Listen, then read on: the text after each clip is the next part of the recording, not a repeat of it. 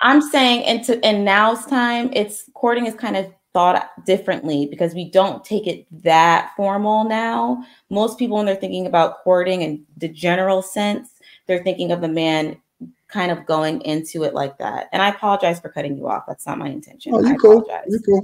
But I feel like generally most people are like trying to, you know, if they're thinking about courting, they're thinking, okay, this man's really trying to pursue this woman and this woman's really trying to like fall back. Because I have some women friends that are, you know, they've been put together, you know, in a marriage from different cultures in Indian, you know. So I've seen that kind of process happen, and it's slightly different. And there's different cultures. I mean, my husband's Nigerian. He's told me about certain things that they do in Africa culturally to court and the dowry and things. So it's kind of different. It's multicultural. I didn't mean it to be like a solidified singular thing.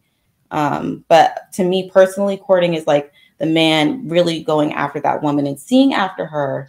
And then the woman allowing herself to be like, you know, this is like what, like coming into a, how are we coming into union with each other? What is our goal to be a married couple? Yeah, but I'm not gonna go and get married before marriage. That's that. I mean, I'm gonna do a relationship before I get married. The courting. And what does that entail? Exactly. Nothing. Getting in a relationship. Yeah. What does that mean? Getting in a relationship means me connecting with the woman and see if we're compatible to get married. And what is that? What is that exactly? What is the compatibility tests? Asking the tough questions, see how we are with one another, and if we got something by the third date, then we could take it to the next level. What's the next level? Getting in a relationship, not talking to someone else. No. Okay, so you're saying that you're gonna ask all of the right questions on the first 2 dates. Correct, 100%. And then you're going to then get into a relationship, which then says that you guys are exclusive after 2 dates and you don't talk to anybody else. Correct. And then what do you do during that time? You fuck, 2 dates. You live with each other. You do all of that stuff, right? Nah. We're not going to live with each other. We're just going to be in a relationship. So you're not fucking her? Yeah, I mean that's going to happen. Right. But what is the risk to that, though? I don't understand what's the risk to what? What's the risk to me fucking at that time period? Well, it's not just fucking. You're doing married people stuff. For how long? Not longer than a year. So you're gonna fuck her for a year. You're gonna fuck her for a year, and you're gonna be with her for a year.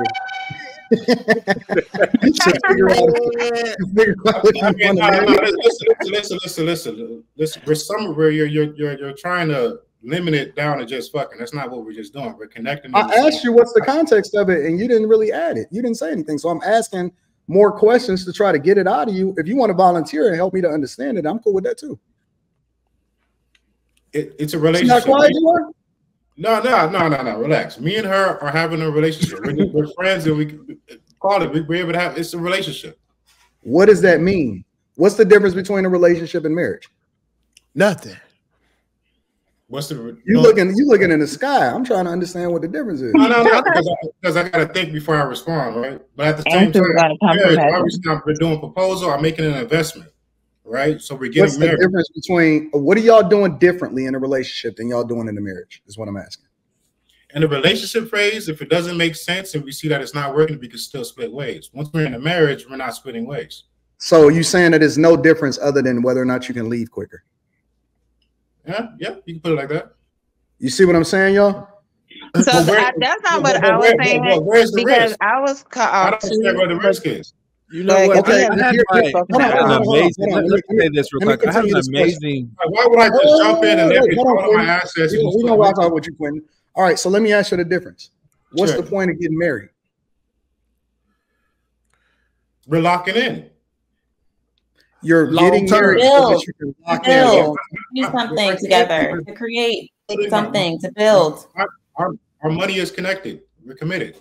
Oh, so y'all gonna combine money? Y'all combine the money at the relationship stage? We're connected. We're 100%. We're together. I don't, like I said, I don't think that both women or men, most of the men or women, even understand the point of marriage in the first place. They're doing it, and then they're basically classifying it as the exact same thing as they've been doing in a relationship. And they think that just because they get paperwork, that means something.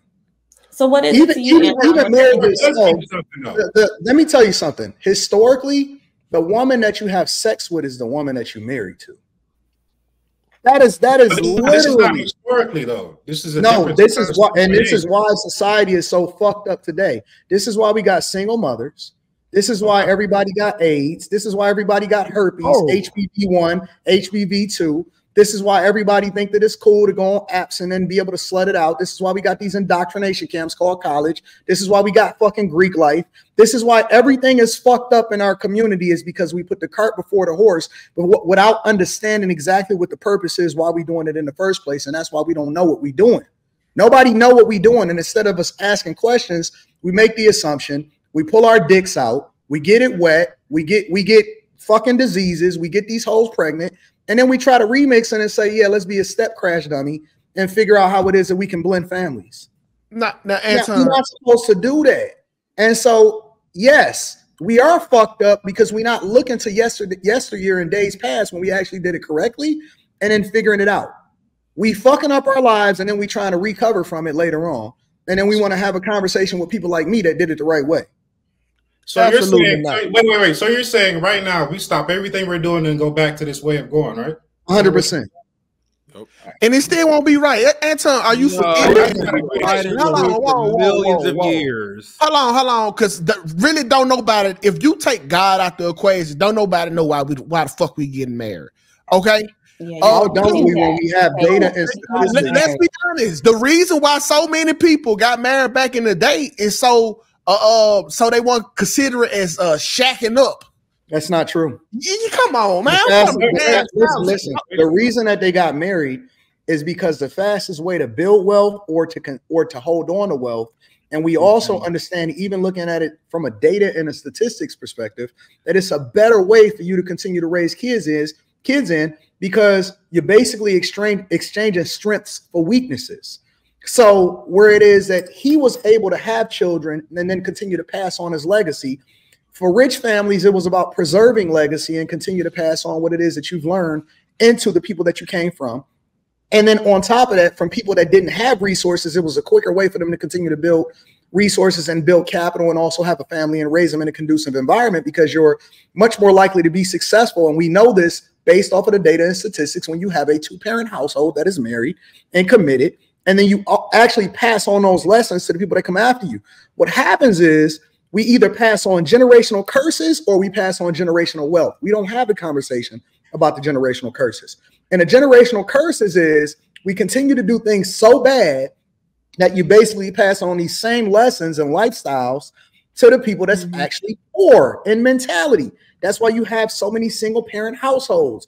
And that's why you have so many diseases. And that's why you have the clinics fucking filled. And that's why you have so many gay people. And that's why you have so many people remixing and saying that they pansexual. Motherfuckers are saying that they like anything now. Anything that likes them, they like it. Let's just marry it all. Now they teaching it in our schools. We don't have no standards no more. And so there is no culture. The culture then becomes whatever is the most popular. Everybody fucking everybody. Everybody open marriage to everybody. That wasn't normal.